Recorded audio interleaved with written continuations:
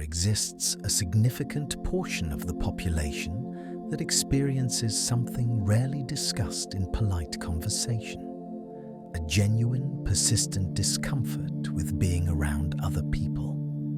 This isn't merely shyness or a preference for alone time. For many individuals, the prospect of social interaction triggers a cascade of physiological responses: tension, anxiety, fatigue, and an almost primal urge to escape. What makes this phenomenon particularly fascinating from a psychological standpoint is how normalized social engagement has become in modern society, making those who resist it feel increasingly isolated and misunderstood.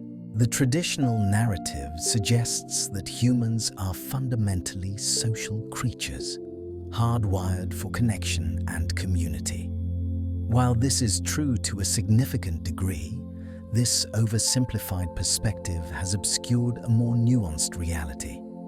Not everyone experiences socialization the same way, and for some, the social demands of contemporary life feel profoundly misaligned with their nervous system's capacity. This distinction is crucial because it separates genuine preference from pathology, and it acknowledges that individual differences in social tolerance are neither moral failures nor character flaws. When we speak of people who hate being around others, we're describing a heterogeneous group with varying underlying causes. Some experience introversion as a stable personality trait, meaning their brains are wired to find extensive social stimulation depleting rather than energizing. Others carry unresolved trauma that makes trusting others feel unsafe. Still others possess such acute sensory sensitivity that the ambient noise, visual stimulation, and emotional presence of crowds becomes genuinely overwhelming. Then there are those with social anxiety, where the prospect of judgment or evaluation creates anticipatory dread. Understanding these distinctions matters because the interventions, coping strategies, and self-compassion required differ significantly depending on the root cause. The stigma surrounding social aversion has created a peculiar modern paradox. On one hand, society increasingly celebrates the introvert concept, with best-selling books and popular psychology content normalizing the idea that some people recharge alone. Yet, on the other hand, the expectation for constant availability, networking, team collaboration, and social presence has never been higher. Office culture demands open-plan workspaces and team bonding. Professional advancement increasingly depends on visibility and relationship building. Social media creates an expectation of perpetual social availability. For those who genuinely dislike being around others, navigating these competing pressures can feel like living inauthentically, while simultaneously being judged for authenticity. The psychology community has long recognized that individual differences in social motivation and capacity are normal, healthy variations in human temperament. What's changed is our understanding of why these differences exist and what mechanisms underlie them. Modern neuroscience, attachment theory, trauma research, and personality psychology have converged to reveal that the reasons people hate being around others are multifaceted, rooted in biology, development, and experience. This script explores these mechanisms in depth, examining what happens in the brain and body of someone who experiences social aversion, and how past experiences shape present social preferences. To understand why some people experience intense discomfort in social situations, we must first examine what happens in their nervous system during these encounters. The human brain didn't evolve in a vacuum. Our social circuitry developed over millions of years in environments vastly different from modern social contexts. When someone with social aversion enters a crowded space or engages in prolonged social interaction, their neurobiological response reflects an ancient system encountering contemporary demands for which it wasn't optimized. At the core of this experience lies the concept of sensory processing sensitivity, a trait identified by psychologist Elaine Aron in the 1990s. Roughly 15 to 20% of the population possesses nervous systems that process sensory information more deeply than average. For these individuals, environmental stimuli, sounds, lights, textures, social cues, emotional atmospheres are detected with greater acuity and processed more thoroughly.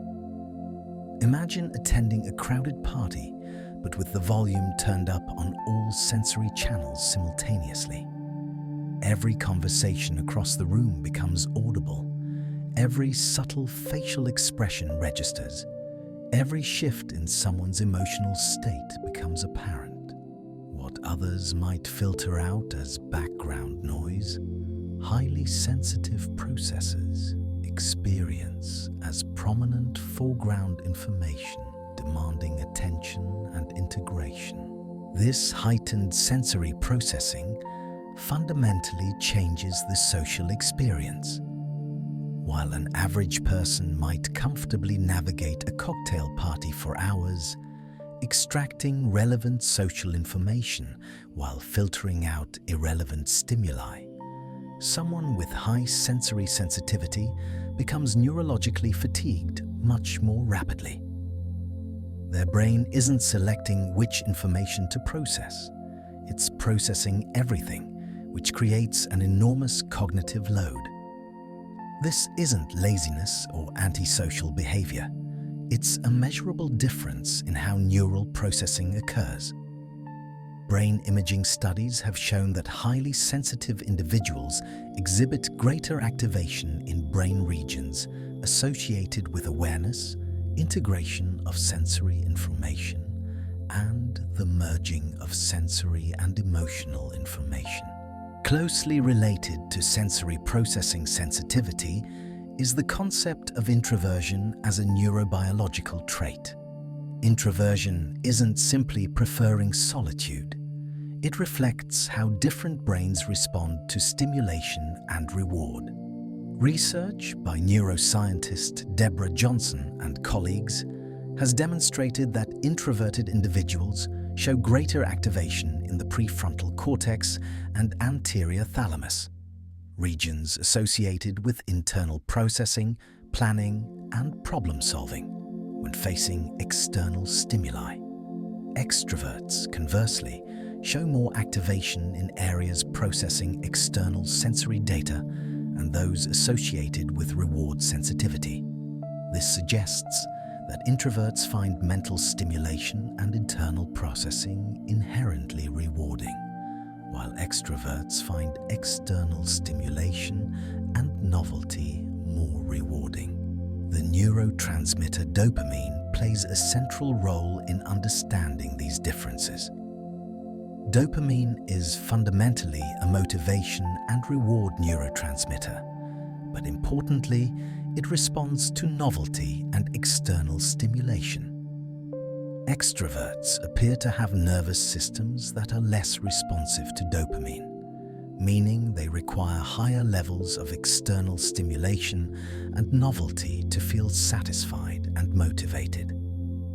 Introverts, with nervous systems more responsive to dopamine, become overstimulated by the same level of external stimulation.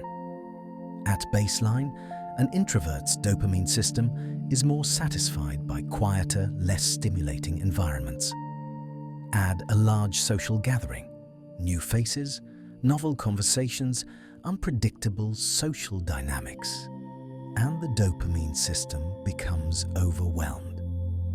The introvert doesn't need this stimulation to feel rewarded. In fact, it creates discomfort. Another critical neurobiological factor is how social engagement activates the autonomic nervous system. The autonomic nervous system has two primary branches: the sympathetic nervous system, which mobilizes the body for action and activates stress responses, and the parasympathetic nervous system, which promotes rest, recovery, and digest functions. Social interaction, particularly in demanding contexts, activates the sympathetic nervous system. The brain must process faces, decode facial expressions and body language, monitor social hierarchies, consider one's own presentation and impression management, and anticipate others' reactions.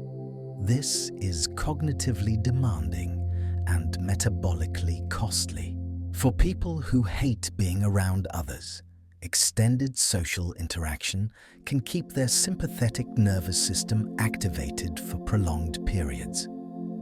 This means elevated cortisol, increased heart rate, heightened alertness, and metabolic activation, all the physiological markers of a stress response.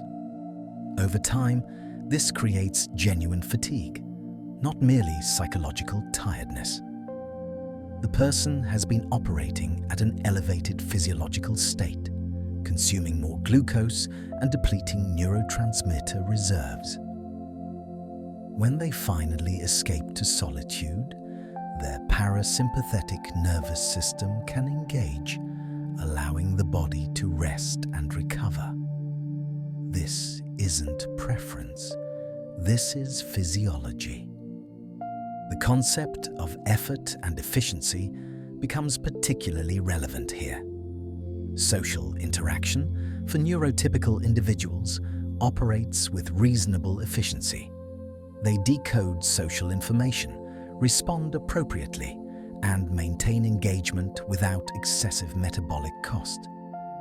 For those with social aversion rooted in neurobiology, this same process requires considerably more effort. Every interaction requires more neural resources, more conscious attention to social cues, more management of their own presentation.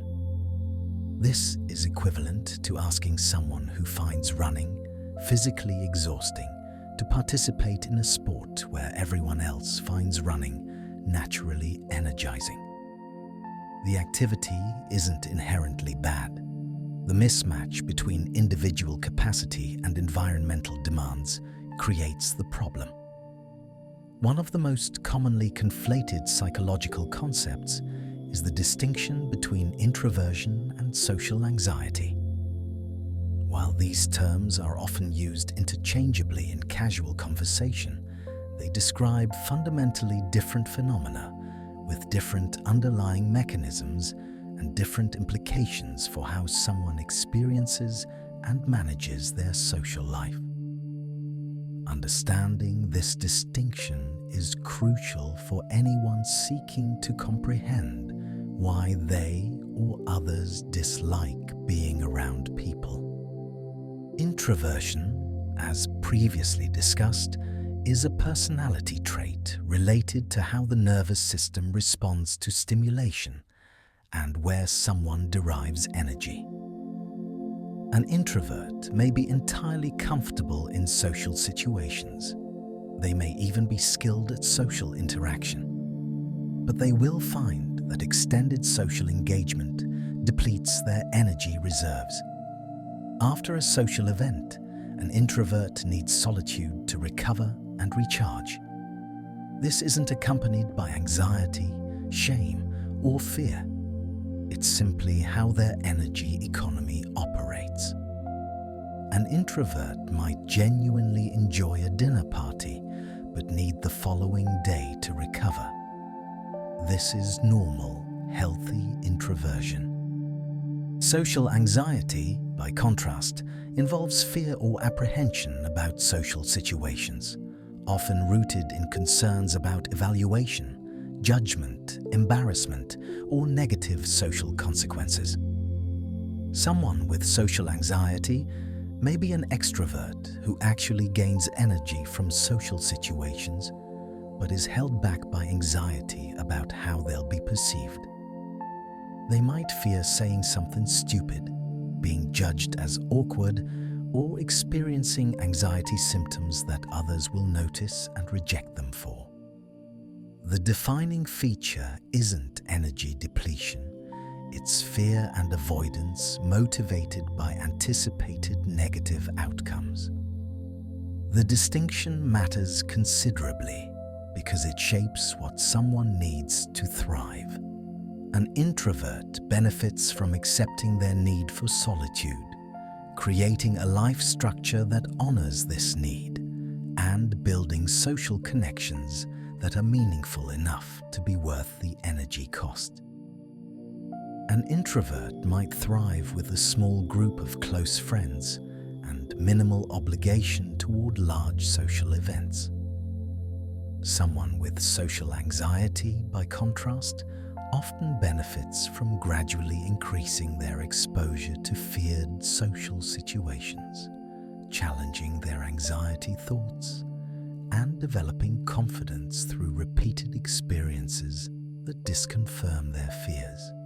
If an introvert tried to treat their introversion with exposure therapy, they'd simply remain introverted while also being exhausted.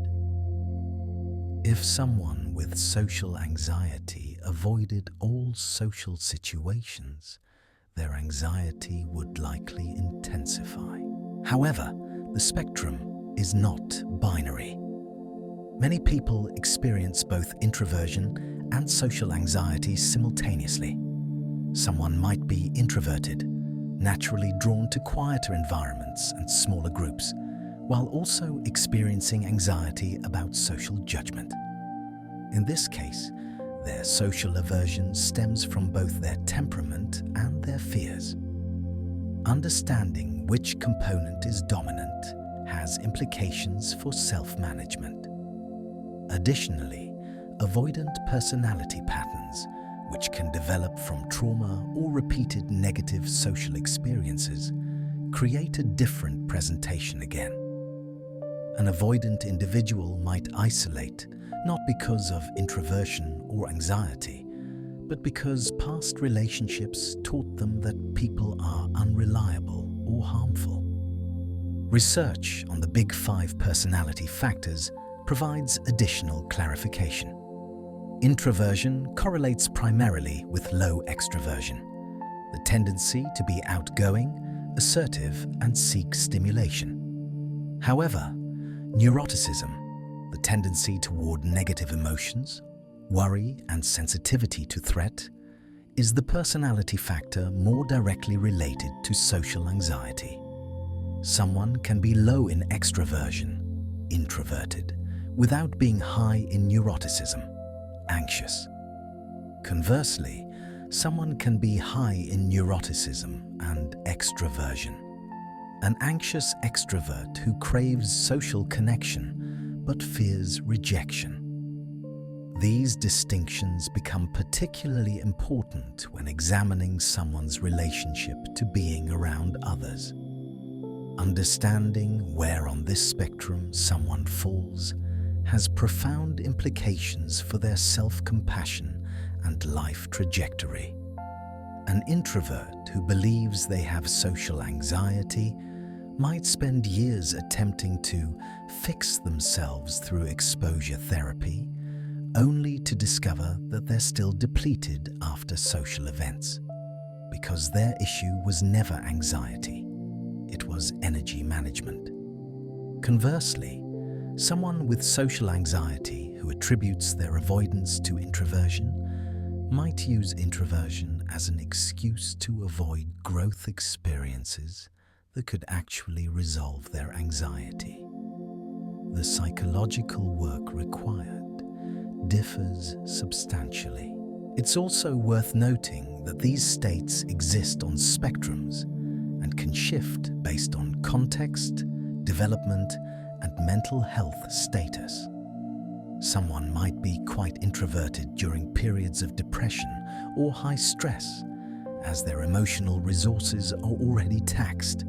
Someone might develop social anxiety following a traumatic social experience, even if they weren't anxious previously.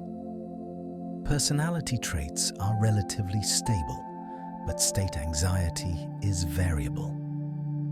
A person's overall relationship to being around others reflects the intersection of their stable traits, their current emotional and physical state, their life circumstances, and their past experiences.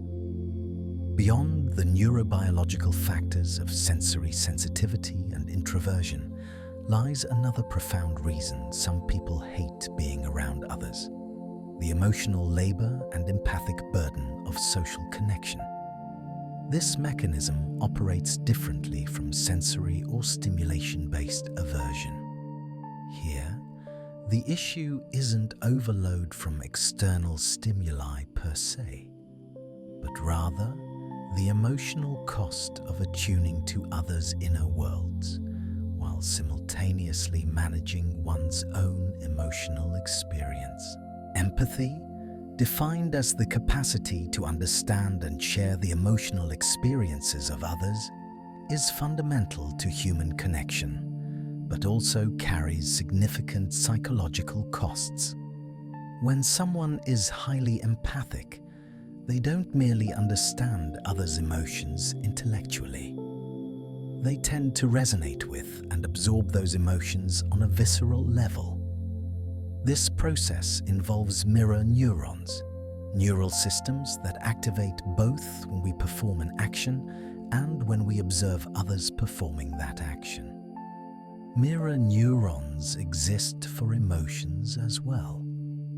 When we observe someone experiencing an emotion, similar neural patterns activate in our own brain. For highly empathic individuals, being around others becomes an exercise in emotional contagion. If someone in a group is anxious, the empathic person feels that anxiety. If someone is sad, that sadness becomes contagious. If someone is angry, that anger ripples through the empathic person's nervous system. In social situations with multiple people experiencing multiple emotional states simultaneously, an empathic person's internal emotional landscape becomes a cacophony of others' feelings. This is exhausting because the person is essentially processing not only their own emotional state, but multiple other states in addition. This emotional labor becomes particularly intense in intimate relationships or caregiving contexts. A therapist, counselor, or emotionally available friend spends their social time holding space for others' difficulties, validating others' experiences, and offering emotional presence. While this is meaningful work, it carries costs. Research on burnout in helping professions demonstrates that empathy fatigue is real and significant. Repeatedly absorbing others' pain, trauma, and emotional dysregulation without adequate recovery depletes emotional resources. A person might return home from a day of emotional caregiving, feeling utterly depleted, not because they did anything physically demanding, but because they spent all their emotional currency. The expectation for emotional labor has become pervasive in contemporary relationships. Friends are expected to be therapists. Partners are expected to be both lovers and emotional support systems. Family members are expected to remain available for emotional processing. For highly empathic individuals, these expectations can be overwhelming. Each person in their social network represents potential emotional demands. The empathic person, often intuitive to others' unspoken needs, may find themselves taking on others' problems to solve, others' emotions to fix, others' needs to meet. Over time, this becomes untenable. What makes this particularly insidious is the lack of reciprocity often present in these dynamics. An empathic person may invest enormous emotional energy into friendships, only to discover that when they themselves need support, it isn't forthcoming. Research on friendship patterns shows that highly empathic and sensitive individuals often attract those who benefit from receiving care, but don't naturally reciprocate. This can reinforce the pattern. The more a person gives emotionally, the more they attract those who need emotional resources, and the more depleted they become.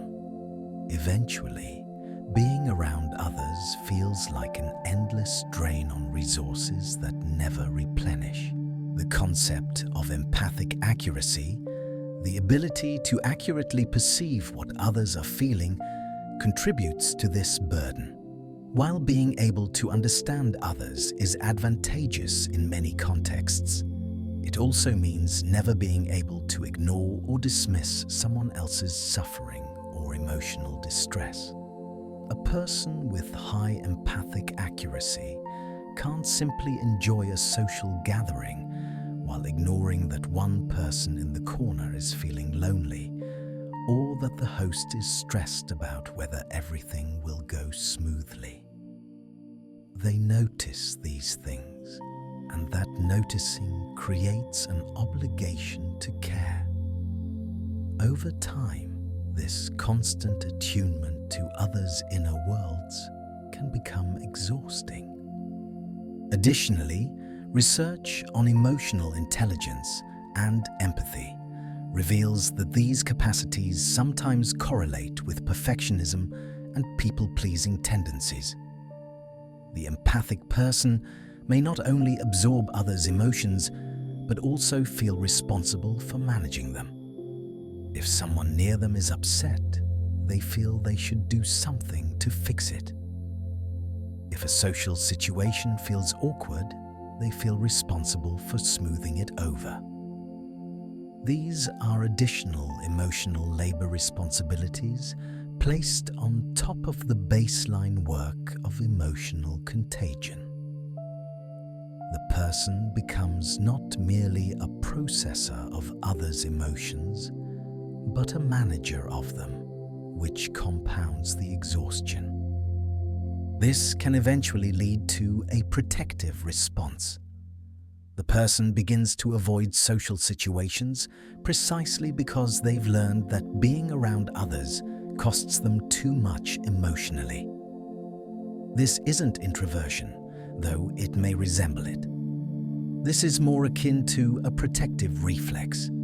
The nervous system learns that people mean emotional demands and emotional depletion, so it avoids them. Over time, this pattern can reinforce itself, with the person becoming increasingly isolated and potentially developing social anxiety if they've had difficult experiences when trying to set boundaries around their emotional availability. For many people who experience profound aversion to being around others, the roots of this aversion extend deep into early relational experiences.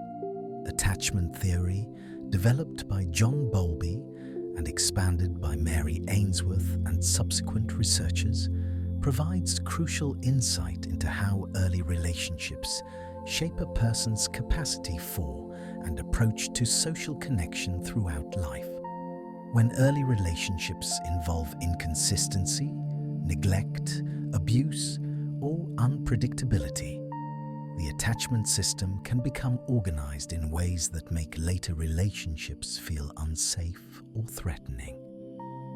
Attachment theory posits that humans develop internal working models of relationships based on their earliest experiences with caregivers.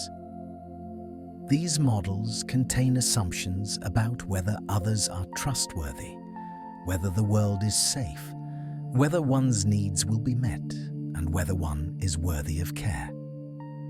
When these early experiences are positive and consistent, a secure attachment style develops. The person learns that others can be relied upon, that their needs matter, and that vulnerability and closeness are safe. These individuals typically develop relatively comfortable social capacities, even if introverted.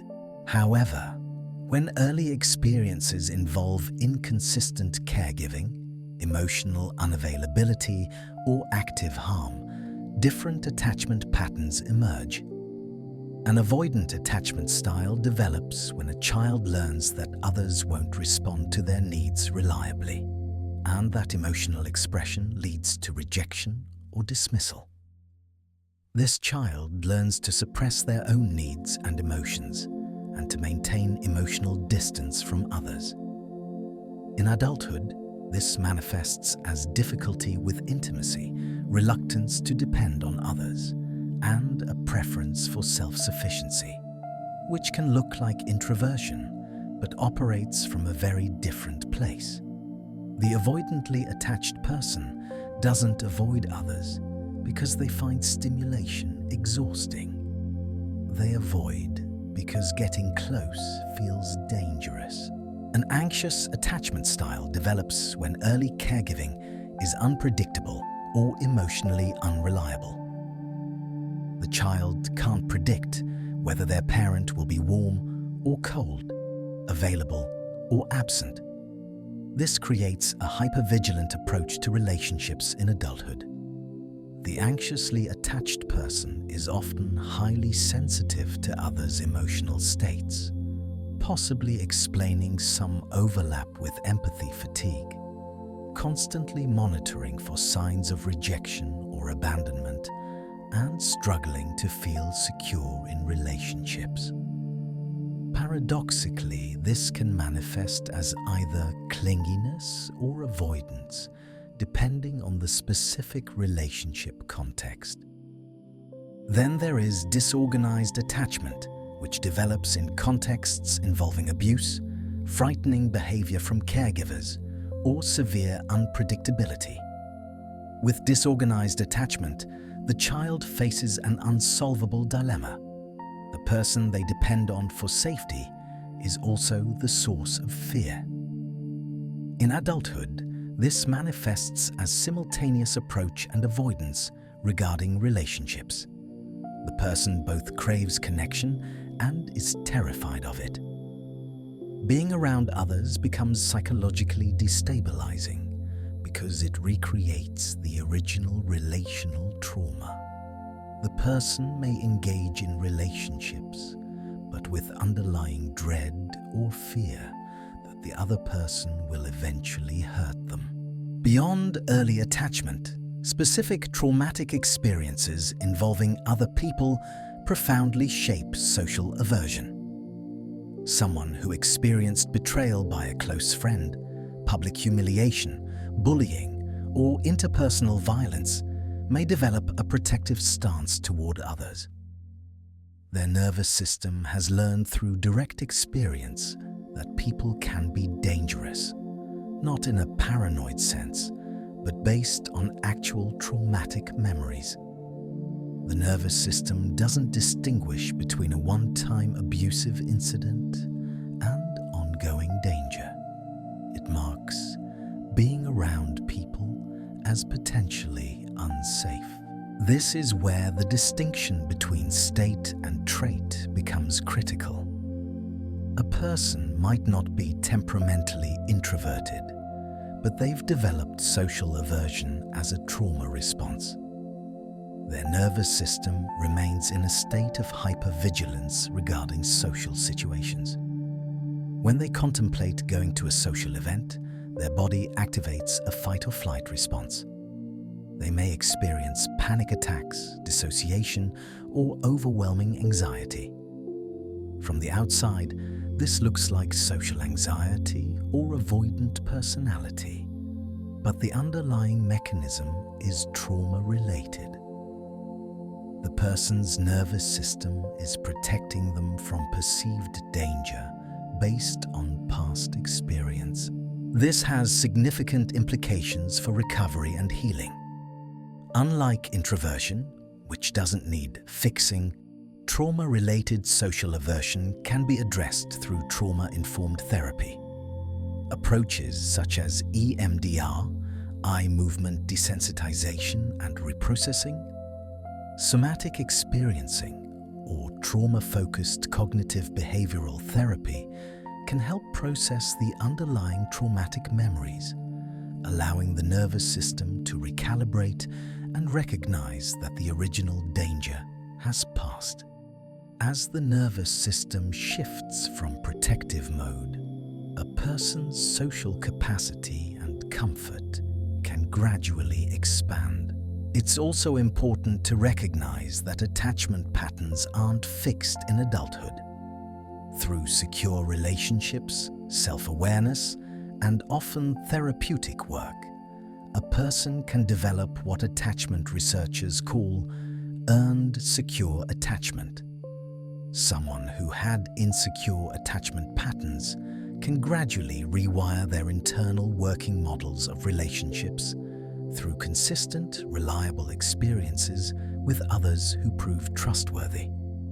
This is slow work, but it demonstrates that social aversion rooted in attachment trauma isn't permanent or unchangeable. Beyond the specific mechanisms of sensory overload, empathic absorption, and trauma responses, lies a more general economic principle that explains much of why people hate being around others.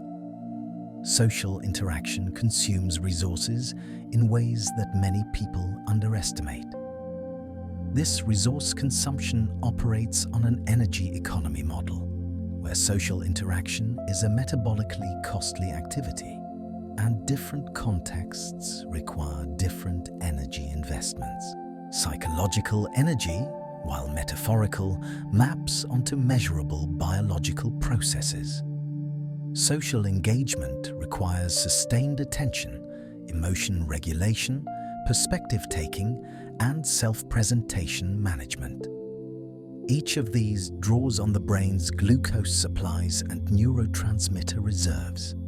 Studies on decision fatigue and ego depletion, though this specific concept has faced recent scrutiny regarding its mechanisms, consistently demonstrate that exerting self-control, maintaining focus, and managing social impression all deplete cognitive resources. After a day of socializing, where a person must attend to others, manage their own presentation, navigate social hierarchies, and suppress some of their own needs to accommodate group dynamics, it makes sense that they feel exhausted. The energy cost of social interaction varies significantly based on context and the person's familiarity with the others involved. Being around close friends or family typically costs less energy than being around acquaintances or strangers. This is because, with familiar people, the person can relax their social monitoring somewhat. They don't need to manage their impression as carefully or decode social cues with the same intensity.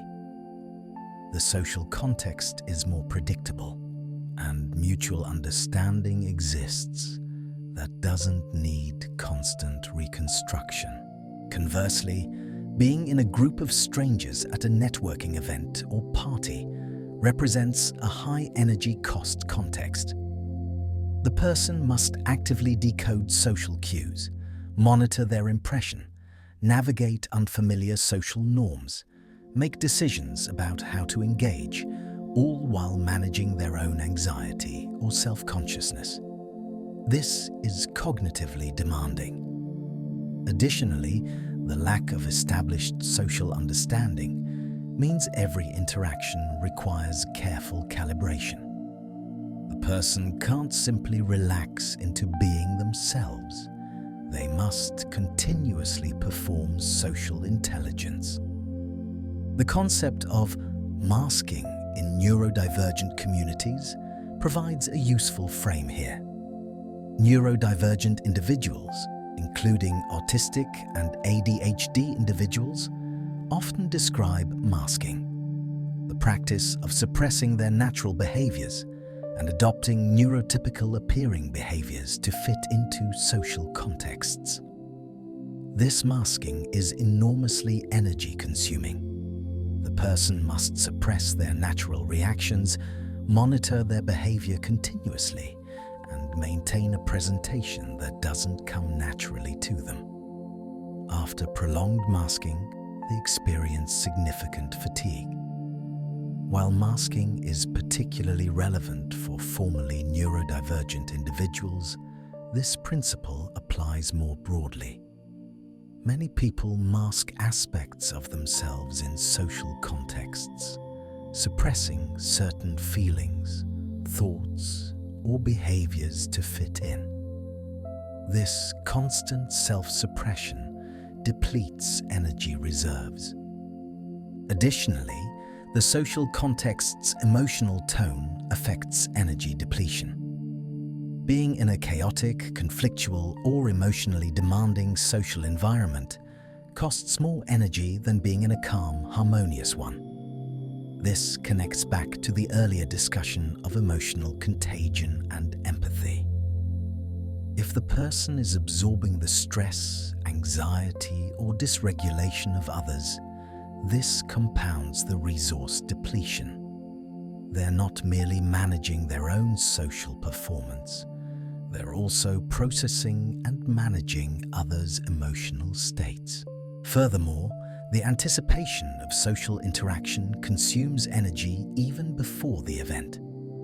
A person might spend hours beforehand planning what they'll say, worrying about how they'll be perceived, building up anxiety or dread. If they experience social anxiety, this anticipatory anxiety can be as exhausting as the event itself. Even without clinical anxiety, many people report finding the prospect of socializing draining, which suggests that the anticipatory mental work itself draws on resources. Recovery from social engagement requires adequate downtime and solitude. During solitude, a person can cease the constant monitoring and performing that social contexts require. Their nervous system can settle into parasympathetic dominance. Their brain can focus on internal processing rather than external processing. Their body can rest. This isn't laziness or antisocial behavior. It's a necessary part of the energy cycle. Someone who doesn't get adequate recovery time accumulates what might be called social debt. They're operating at a resource deficit, which manifests as irritability, emotional dysregulation, and increasing social aversion. Understanding social interaction as an energy economy reframes people's need for solitude as legitimate and necessary, rather than antisocial or avoidant.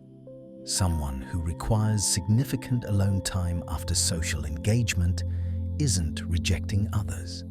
They're managing their resources appropriately. This is similar to how an athlete requires recovery time after intense physical exertion. The person might deeply value their relationships, but still need considerable time alone to recharge. Recognizing this distinction prevents the shame and self-judgment that often accompanies social aversion. While the previous sections have explored specific mechanisms, neurobiology, attachment, trauma, and energy economics, it's important to recognize that personality traits also significantly influence how someone relates to being around others. The field of personality psychology has identified stable patterns of thinking, feeling, and behaving that characterize individuals across situations and time. These traits interact with the mechanisms discussed previously to create the overall picture of someone's social aversion.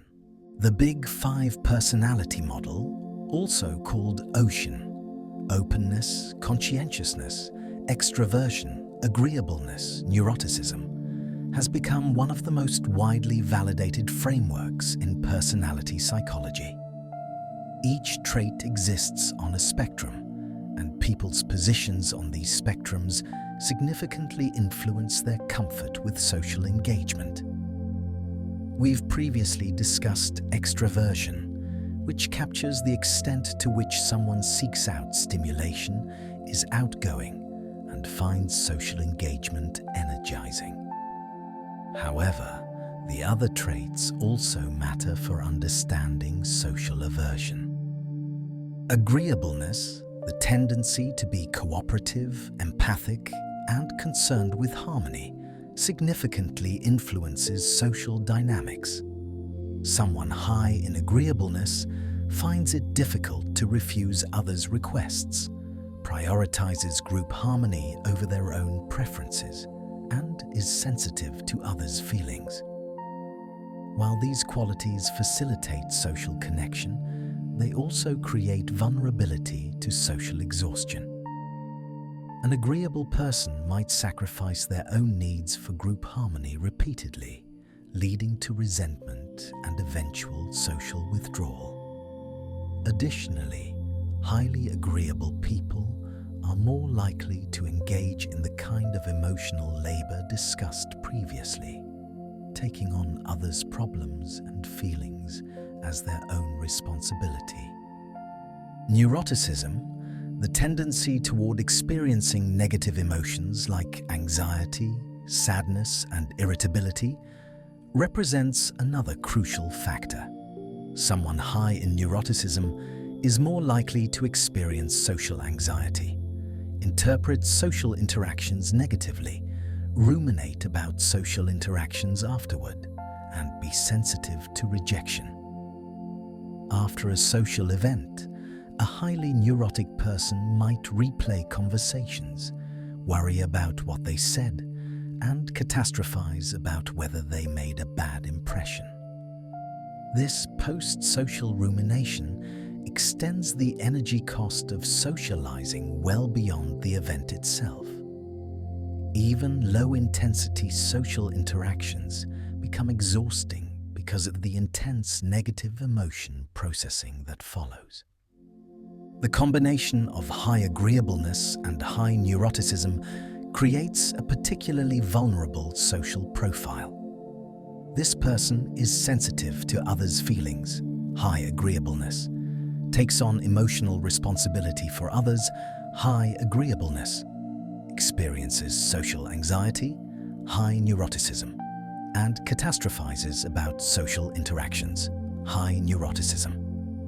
They're highly motivated to maintain relationships and avoid conflict, but they do so in a state of significant anxiety and emotional burden. This combination can lead to a pattern where the person exhausts themselves trying to maintain relationships, then withdraws to recover, possibly creating an inconsistent relational pattern that confuses others.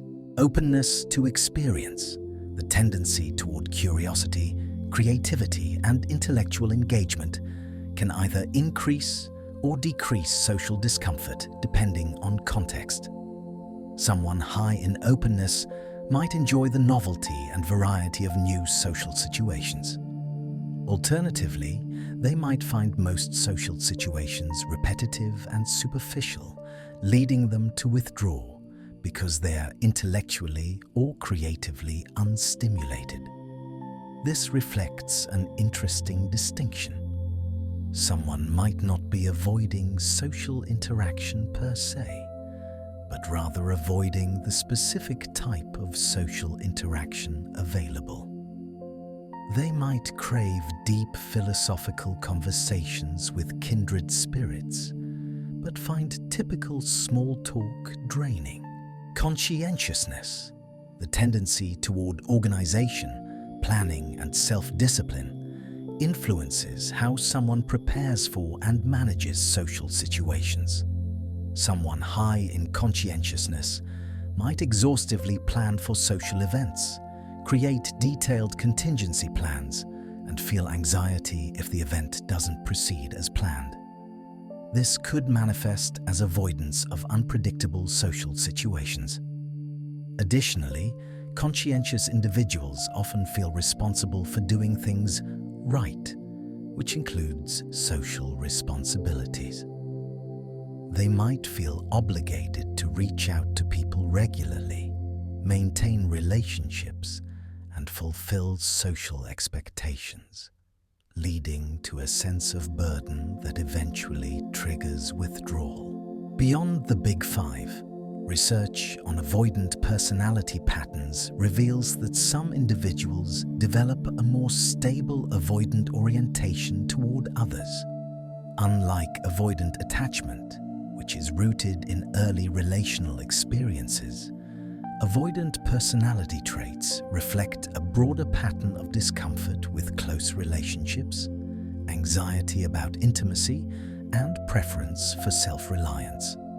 Someone with avoidant personality traits may actively avoid situations involving emotional closeness, deny having strong emotional needs, and maintain a protective distance in relationships. This pattern can develop either from temperamental factors, attachment history, or repeated experiences that reinforce the belief that being vulnerable with others is dangerous. It's also worth noting that personality traits can be influenced by current mental health status.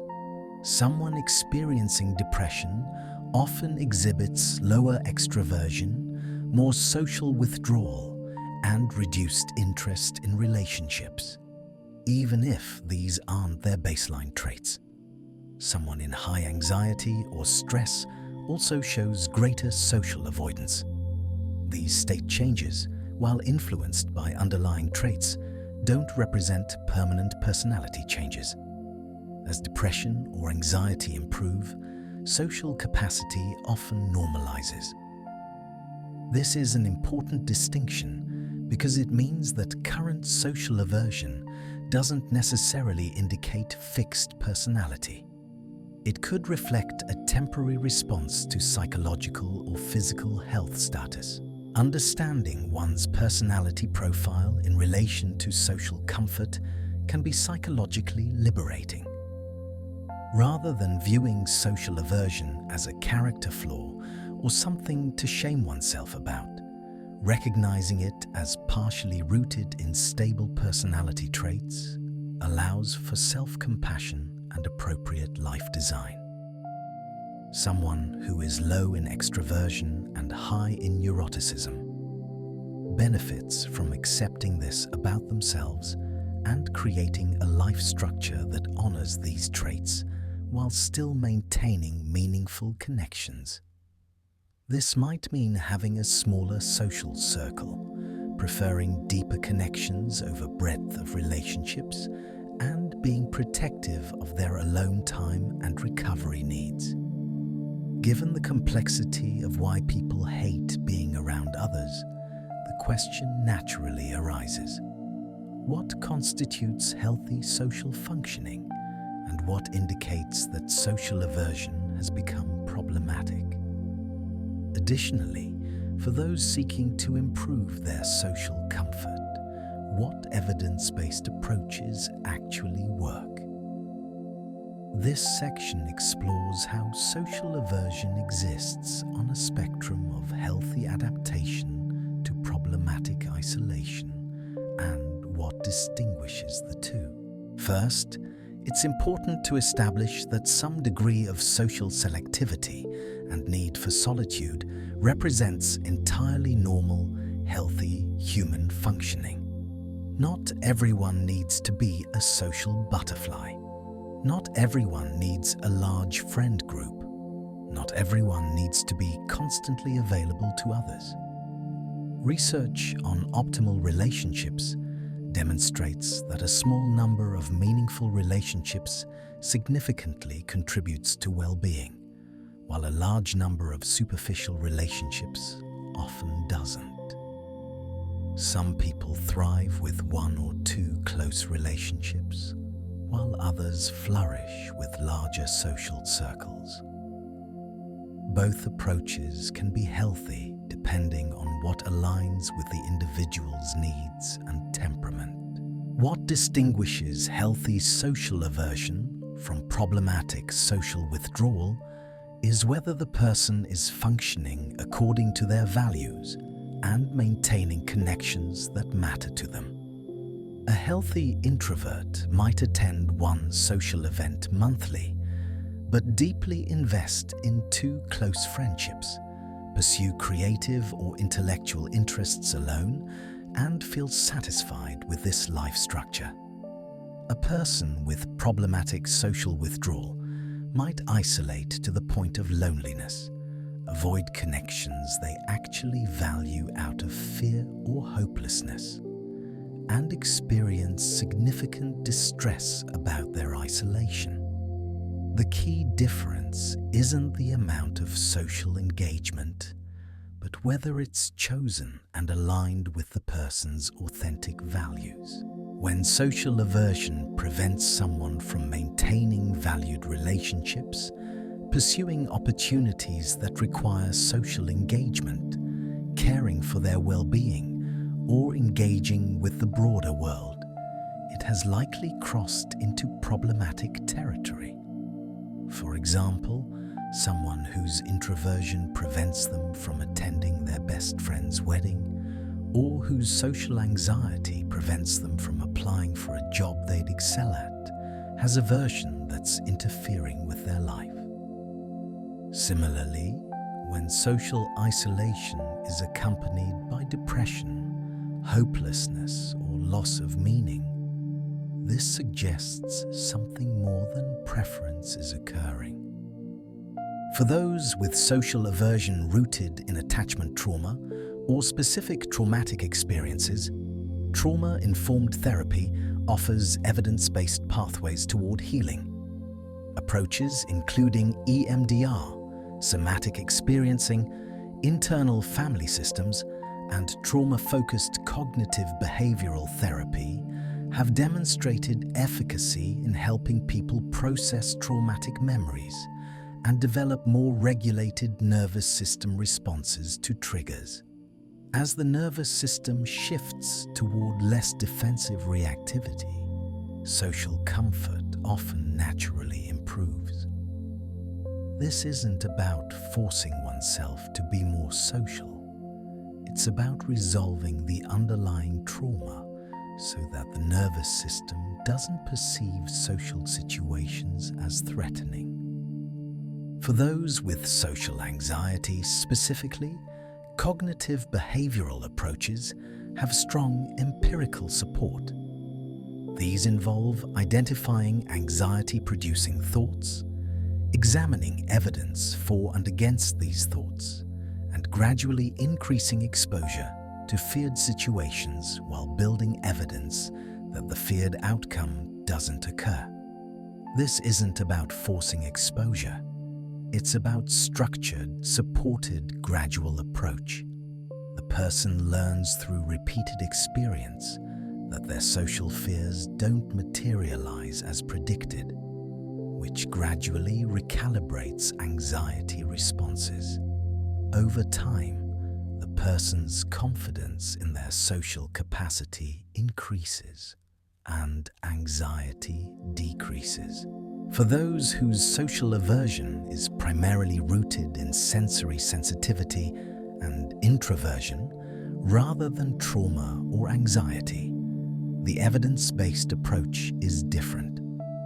Rather than trying to become more social, the evidence suggests building a life structure that honors these needs. This includes protecting adequate recovery time, limiting commitments to social situations that actually matter, choosing smaller group settings over large gatherings when possible, and pursuing careers and relationships that are compatible with these traits. Research on optimal personality context fit shows that people thrive when their environment aligns with their temperament. An introvert thrives better with work that allows autonomy and smaller teams, rather than constant collaboration and high visibility. Similarly, introversion accommodates deeper relationships, one-on-one time, and carefully chosen social activities. The practice of boundary setting becomes particularly important for people who are high in empathy, agreeableness, or people-pleasing tendencies. Learning to say no to social obligations that don't align with one's values or capacity, expressing one's actual needs in relationships, and protecting alone time represent crucial skills. Many people with social aversion never developed these skills because they were too focused on managing others' emotions or needs. Developing boundary-setting skills often reduces the burden of social interaction because the person is no longer saying yes to every invitation or taking on every emotional demand. With appropriate boundaries in place, the social connections that remain are more chosen and less obligatory, which typically increases satisfaction. Communication of one's needs and limitations to people who matter is also crucial. A romantic partner, close friend, or family member who understands that a person needs significant alone time to function well can adjust their expectations and feel less rejected by the person's withdrawal. When someone understands that their introverted partner needs quiet evenings after work to recharge, they don't interpret this as rejection of them. When a friend understands that someone can't attend every group event, but values one-on-one time, the friendship can evolve accordingly. Many social aversion patterns persist because the person hasn't communicated their actual needs to others, leaving people to interpret their withdrawal as disinterest or rejection. Selective engagement represents another practical approach. Rather than trying to become comfortable in all social settings, identifying which social contexts feel more manageable and which feel overwhelming, and focusing engagement efforts on the manageable ones, honors both the person's limitations and their connection needs. Someone might find large parties overwhelming, but one-on-one coffee dates energizing. Another person might find professional networking exhausting, but casual hangouts with close friends restorative. Working with one's actual preferences rather than against them creates a more sustainable social life. Additionally, the role of physical health shouldn't be underestimated. Social capacity is highly sensitive to sleep, nutrition, exercise, and stress levels. Someone who is chronically fatigued, malnourished, sedentary, or under extreme stress will naturally have reduced social tolerance. Conversely, adequate sleep, regular movement, good nutrition, and stress management significantly improve both physiological capacity for social engagement and mood. Someone improving their physical health often notices that social situations feel less overwhelming, not because anything about the social situation changed, but because their nervous system has more resources available. The concept of authentic relating, showing up genuinely rather than performing a social role, also significantly affects social comfort. When someone is constantly managing their image, suppressing their thoughts, or pretending to be different from who they are, social interaction becomes exhausting. Conversely, when someone can be relatively authentic, express their actual personality, and connect with people who appreciate them as they are, social engagement becomes less draining. This might mean having fewer but more genuine relationships, or might mean finding communities or groups where authenticity is valued over conformity. It's also worth recognizing that the concept of introversion has become increasingly mainstream and normalized in contemporary psychology and popular culture. This has both positive and negative effects. On the positive side, it has reduced stigma around social preference and created space for people to honor their needs.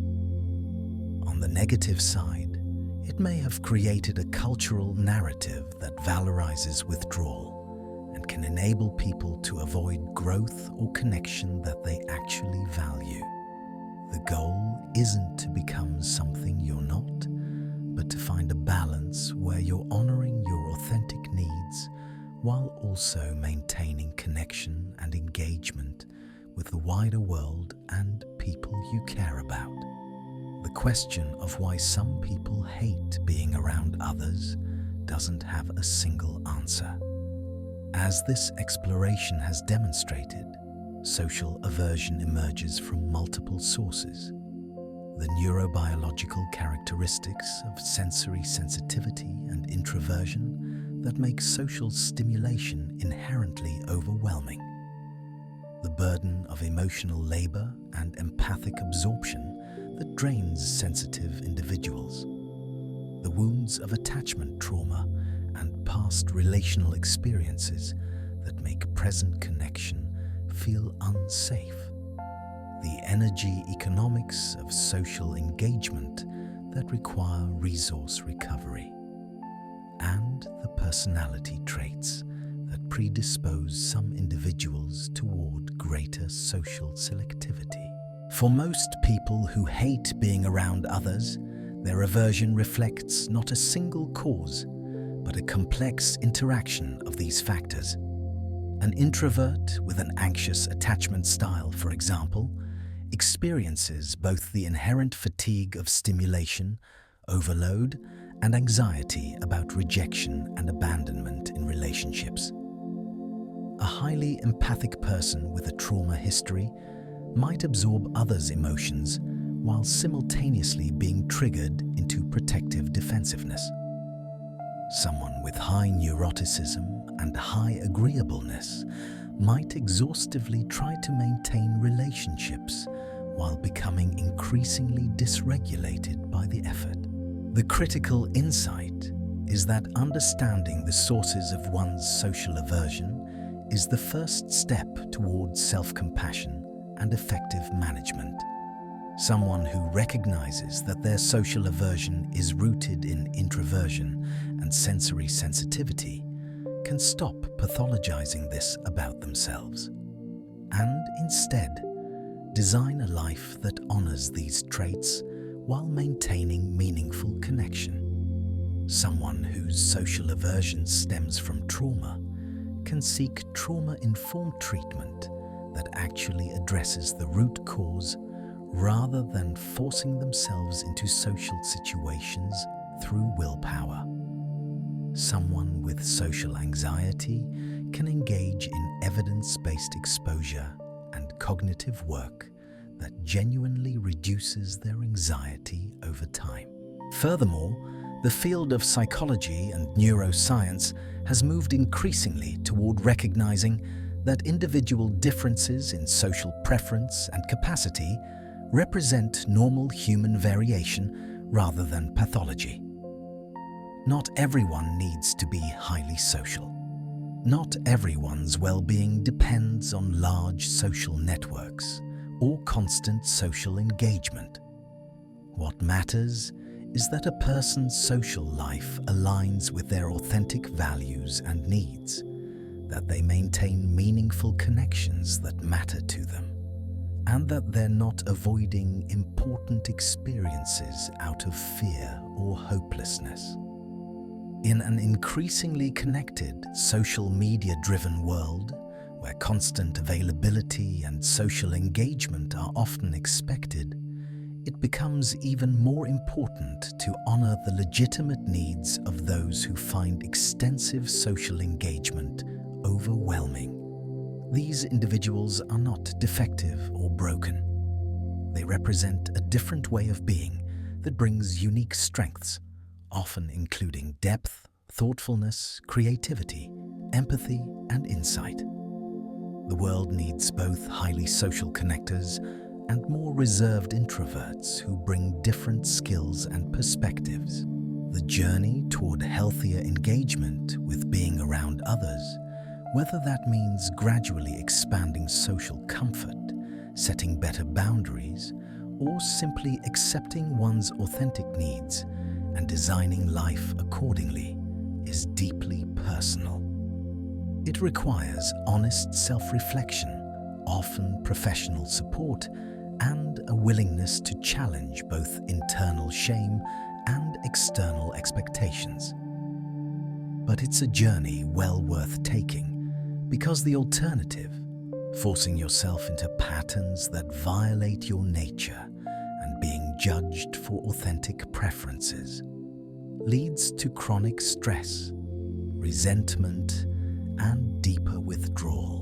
By understanding the multifaceted roots of social aversion and recognizing that this aversion is far more complex than simple antisocial behavior or character flaw, we create space for people to find authentic balance. Some will find that balance in a life with very limited social engagement, and if this is genuinely chosen and aligned with their values, this is healthy.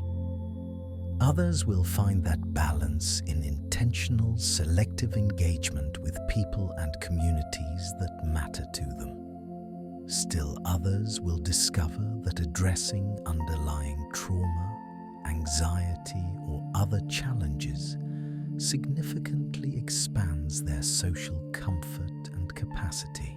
What matters is that each person understands themselves, why they feel as they do, what drives their aversion, whether it's a stable trait or a treatable condition, whether it serves them or constrains them, and makes choices based on this understanding.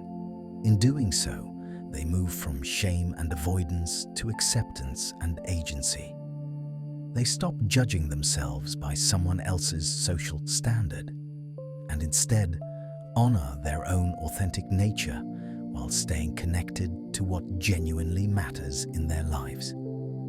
Understanding social aversion becomes even more important when we examine the contemporary social landscape. Never before in human history has society placed such extensive demands on social presence, availability, and engagement. The rise of social media, open office workspaces, always-on digital communication, and an increasingly service-oriented economy that values networking and relationship building has created unprecedented pressure for those who naturally prefer solitude or find social engagement exhausting. This context matters because it means that social aversion, which might have been a manageable preference in previous eras, can now become a genuine source of distress and disadvantage. A person's introversion might cost them career opportunities because visibility and networking are now essential for advancement.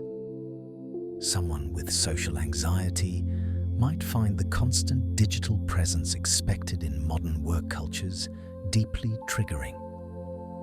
An empathic person might become overwhelmed by the constant awareness of others' lives and problems made visible through social media, news cycles, and interconnected networks. Additionally, the pandemic created interesting shifts in how society understands remote work and social flexibility. During widespread lockdowns, Many people who had long struggled with workplace social demands discovered they could actually thrive in remote environments. Work that previously required open office collaboration, in-person meetings, and constant visibility became possible through digital means that allowed more control over interactions.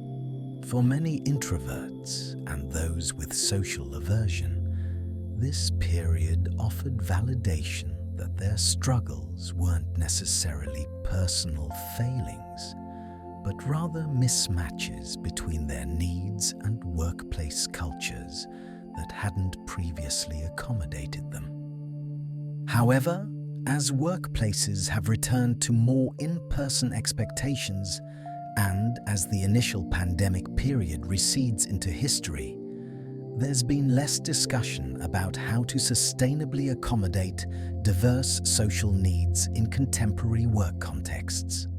This creates ongoing tension for those whose social preferences don't align with prevailing workplace cultures.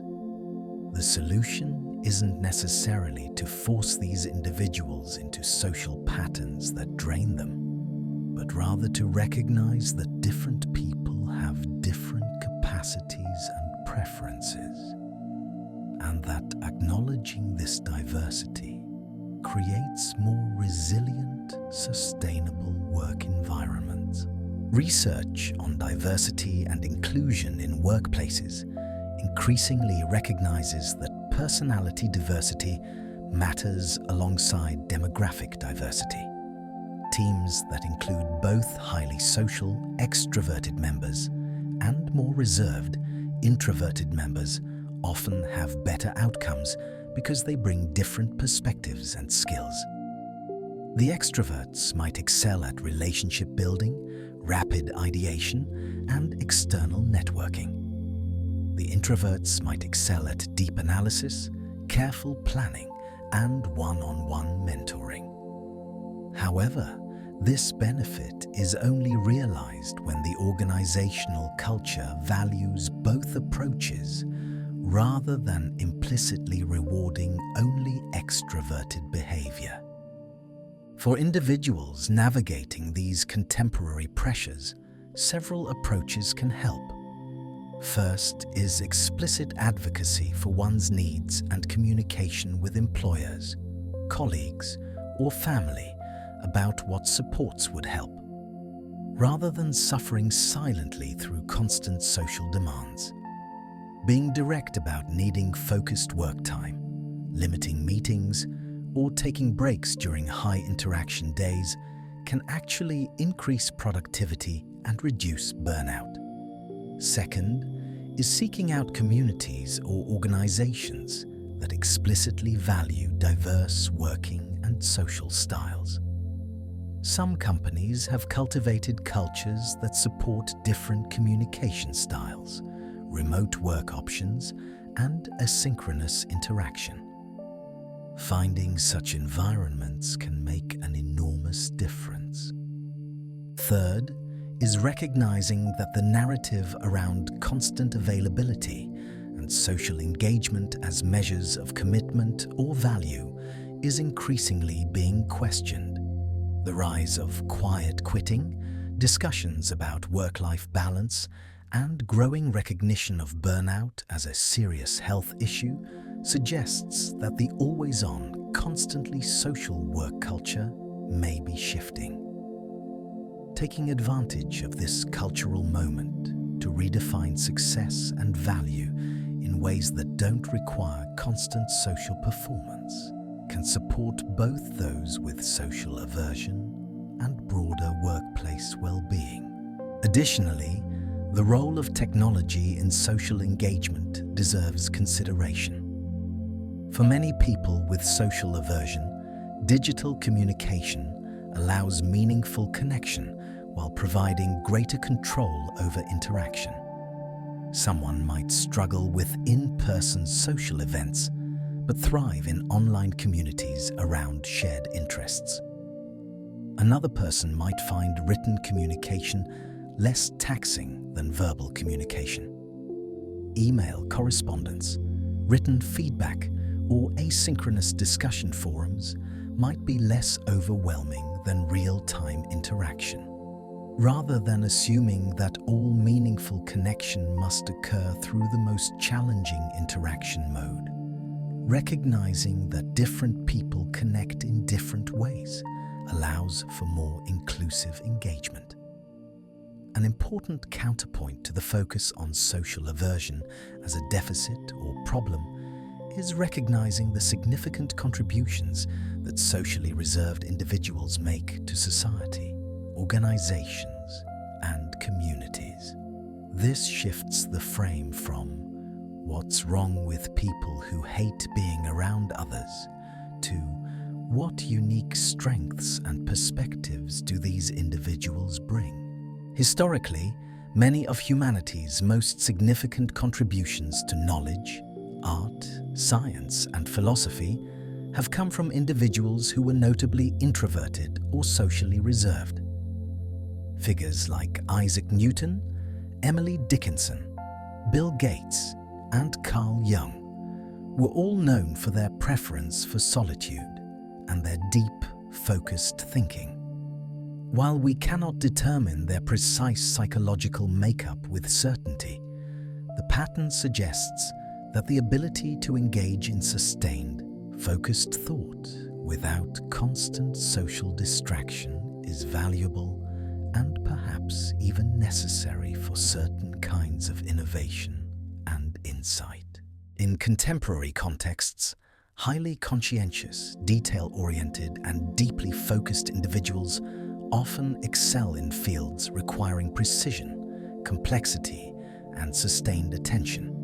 Programming, engineering, design, research, and writing often attract and benefit from people who prefer quiet, focused environments. In caregiving professions, people who are deeply empathic and sensitive, characteristics that sometimes correlate with social withdrawal, often bring extraordinary compassion and attunement to patients or clients. In creative fields, the introspection and emotional depth that often accompanies introversion fuels meaningful creative work. Additionally, people who are introverted or have social aversion often develop stronger listening skills. Because they spend more time observing than talking, they tend to notice nuances in communication, pick up on unspoken cues, and understand others deeply. This makes them valuable collaborators, friends, and partners, not despite their reserve, but often because of it. Research on introverts in positions of power shows that introvert leaders often listen more to their teams and empower others more than highly extroverted leaders, leading to better team performance under certain conditions. The ability to work independently and to engage in deep work without constant social validation represents another strength often present in people with social aversion.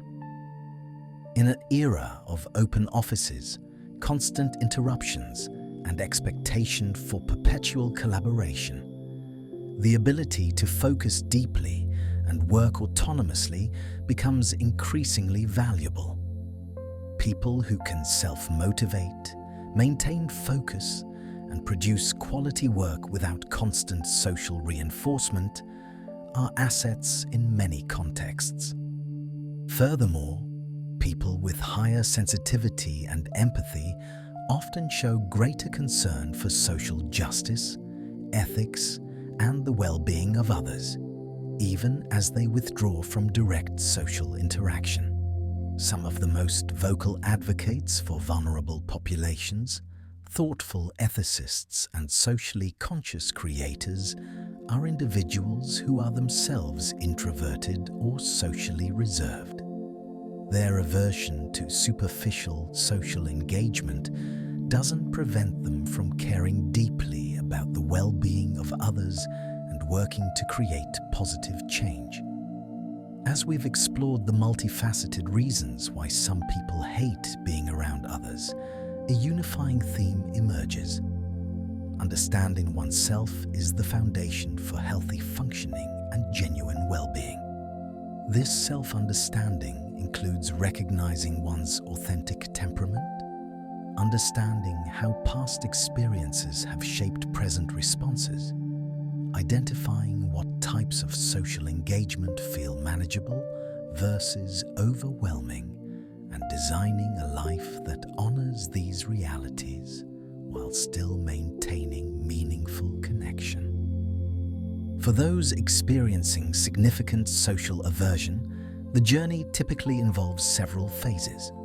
First is honest self-assessment. What am I actually averse to? Is it all social interaction or specific types? Am I introverted, anxious, traumatized, exhausted, or some combination? Do I value connection but struggle to maintain it? Am I lonely or genuinely satisfied with isolation? This honest assessment reveals what needs to change or adjust. Second is often some form of professional support, whether that's therapy, counseling, or coaching, depending on the underlying issues. If social aversion stems from trauma, trauma therapy becomes necessary and can be transformative. If it stems from anxiety, cognitive behavioral approaches or exposure work can help. If it stems from sensory sensitivity or introversion, the support might focus more on self-acceptance and life design rather than change of the underlying trait. Regardless, having professional support during this process significantly increases the likelihood of sustainable change or acceptance. Third is experimentation with what actually works. Rather than following prescriptive advice about how much social engagement is healthy, experimenting with different levels, types, and contexts of social engagement allows a person to discover what genuinely feels manageable and meaningful for them. This might involve trying different group sizes, different types of activities, different settings, or different communication modes to identify what feels least overwhelming or most enjoyable. Fourth is intentional life design.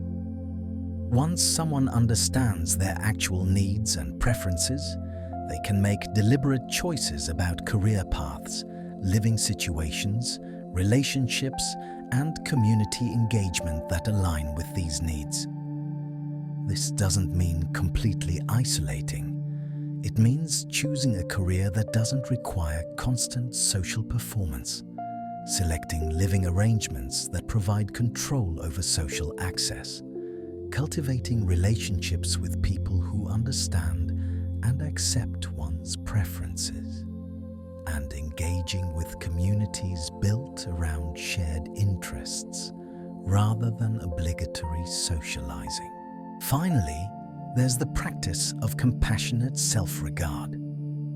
Many people with social aversion carry considerable shame and self-judgment about their preferences and limitations.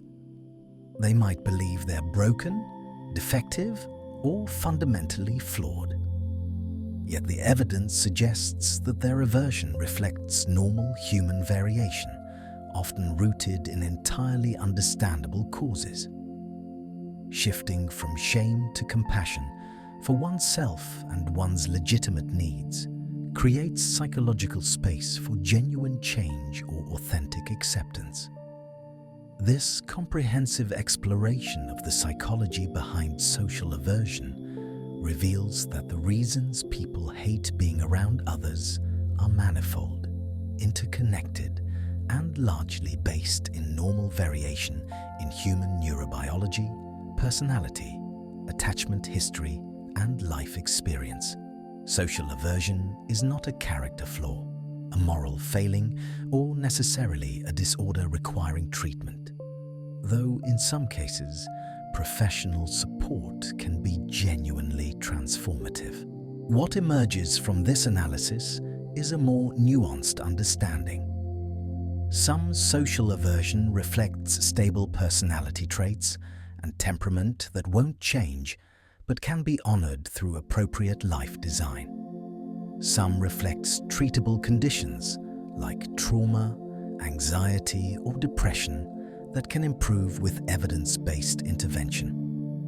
Some reflects legitimate responses to misalignment between personal needs and environmental demands, problems that might be solved through changing one's environment rather than changing oneself. The task, then, is not to eradicate social aversion or to force everyone into extroverted patterns, but rather to help each person understand their own aversion, address what can be treated or changed, accept what cannot, and build lives aligned with authentic needs and values. In doing so, we honor both the legitimate diversity of human social needs and the genuine connections and contributions that all people, whether highly social or deeply reserved, have to offer. The people who hate being around others are not broken. They are simply different.